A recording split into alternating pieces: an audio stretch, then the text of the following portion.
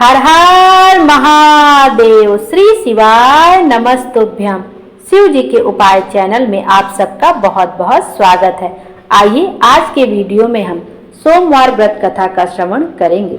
सोमवार का दिन भगवान शंकर और माता पार्वती का दिन होता है। सोमवार के दिन भगवान शंकर की विधि विधान से पूजा अर्चना करने के बाद सोमवार व्रत कथा का श्रवण अवश्य करना चाहिए। आइए अब सोमवार की व्रत कथा का श्रवण करते हैं। ज्वालापुर नामक नगर में एक बहुत धनी साहूकार रहता था। उसके घर में धन की कोई कमी नहीं थी। उसे केवल एक दुख था कि उसके कोई पुत्र नहीं था। वह दिन रात यही चिंता करता रहता था। वह पुत्र पाने की कामना से प्रत्येक सोमवार को शिव जी का व्रत और पूजन करता था तथा संध्या काल में शिव मंदिर में जाकर भगवान शिव जी के सामने दीपक जलाता था।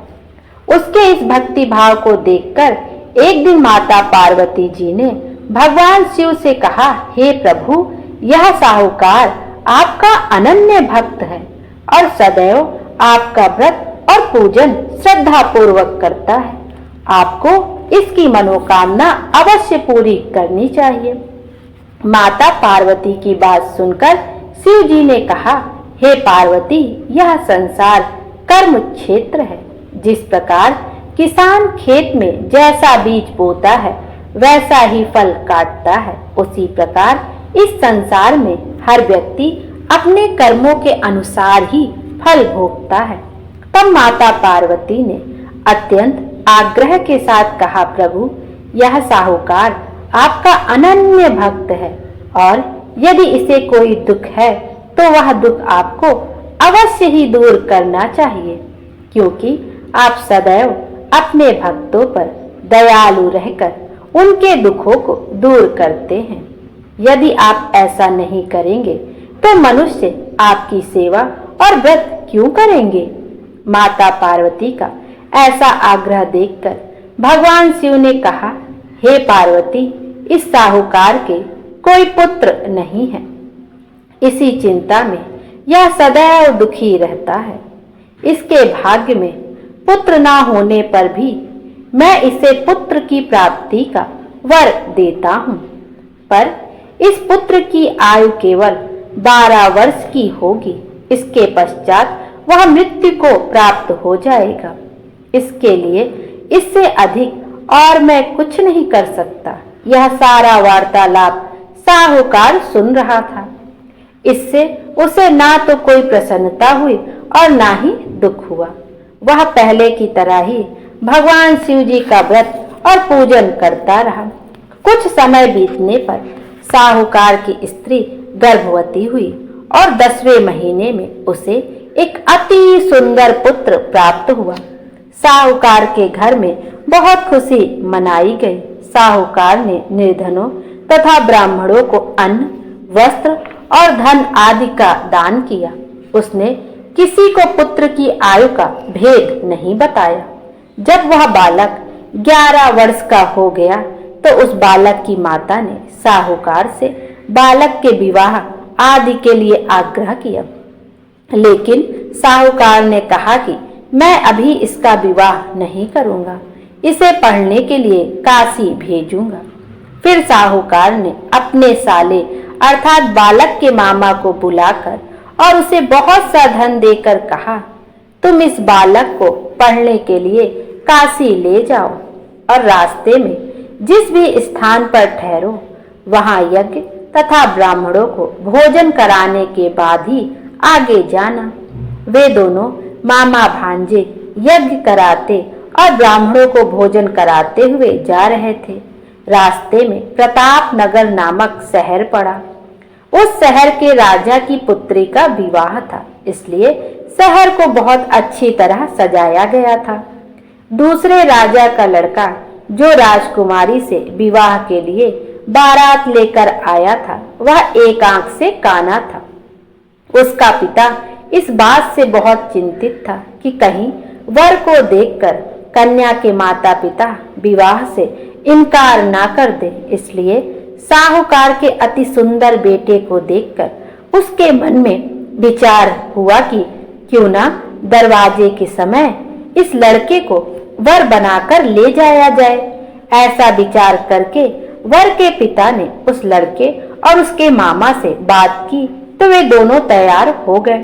फिर उस लड़के को दूल्हे के कपड़े पहनाकर तथा घोड़ी पर चढ़ाकर दरवाजे पर ले गए और सारा कार्य प्रसन्नता से पूरा हो गया। फिर वर के पिता ने सोचा कि विवाह कार्य भी इसी लड़के से करा लिया जाए। ऐसा सोचकर उसने लड़के और उसके मामा से कहा, यदि आप फेरों और कन्यादान का काम भी पूरा करा दें तो आपकी बड़ी कृपा होगी।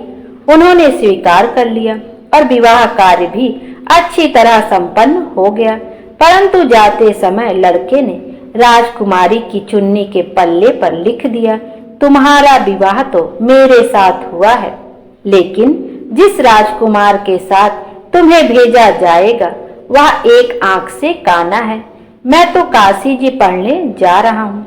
लड़के के जाने के बाद उस राजकुमारी ने जब अपनी चुनरी पर ऐसा लिखा हुआ पाया तो उसने राजकुमार के साथ जाने से इनकार कर दिया और कहा कि यह मेरा पति नहीं है, मेरा विवाह तो इसके साथ नहीं हुआ है, मेरा पति तो काशी पढ़ने गया है। राजकुमारी के माता पिता ने अपनी पुत्री को विदा नहीं किया और बारात खाली हाथ लौट गई। उधर साहूकार का लड़का और उसका मामा काशी जी पहुंच गए। वहां जाकर उन्होंने यज्ञ करना और लड़के ने पढ़ना शुरू कर दिया। जब लड़के की आयु 12 वर्ष की हो गई तो उसकी मृत्यु का दिन भी समीप आ गया। लड़के के मामा को इस बारे में कुछ भी पता नहीं था। उस दिन उन्होंने यज्ञ का आयोजन किया हुआ था कि लड़के ने अपने मामा से कहा, मामा जी आज मेरी तबीयत कुछ ठीक नहीं लगती है। मामा ने कहा, अंदर जाकर लेट जाओ। लड़का अंदर जाकर लेट गया और थोड़ी ही देर में उसके प्राण निकल गए। यज्ञ के बीच में जब उसके मामा ने आकर देखा कि वह मृत अवस्था में पड़ा है तो उसे बहुत दुख हुआ। उसने यज्ञ का कार्य अधूरा रह जाने के डर से किसी से कुछ नहीं कहा और संयम रखा। फिर यज्ञ का कार्य समाप्त कर ब्राह्मणों के चले जाने के बाद उसने रोना पीटना आरंभ कर दिया। संयोग से उसी समय शिव पार्वती जी उधर से जा रहे थे। जब उन्होंने जोर जोर से रोने की आवाज सुनी तो माता पार्वती ने भगवान शंकर से कहा, हे प्रभु, कोई दुखिया रो रहा है, उसके कष्ट को दूर कीजिए। तब जब शिव पार्वती ने उसके समीप जाकर देखा तो वहां एक लड़का मृत पड़ा था। पार्वती जी बोली, प्रभु, यह तो ज्वालापुर के साहूकार का लड़का है जो आपके वरदान से उत्पन्न हुआ था।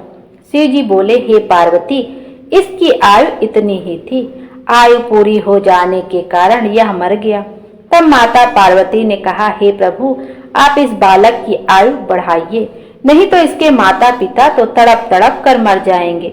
माता पार्वती के बार बार आग्रह करने पर भगवान शिव ने उसको जीवित कर दिया और शिव जी की कृपा से लड़का ओम नमः शिवाय, ओम नमः शिवाय, ओम नमः शिवाय कहता हुआ उठ गया। भगवान शिव और माता पार्वती कैलाश पर्वत को चले गए। तब वह लड़का और उसका मामा उसी प्रकार यज्ञ करते तथा ब्राह्मणों को भोजन कराते हुए अपने घर की ओर चल दिए। रास्ते में वे प्रताप नगर पहुंचे और वहां पर आकर उन्होंने यज्ञ आरंभ कर दिया। जब वहां का राजा उधर से गुजरा तो उसने उस लड़के को तुरंत पहचान लिया और अपने महल में ले जाकर उन दोनों का बहुत आदर सत्कार किया। साथ ही बहुत सा धन, आभूषण और वस्त्र देकर उन्हें राजकुमारी के साथ विदा किया।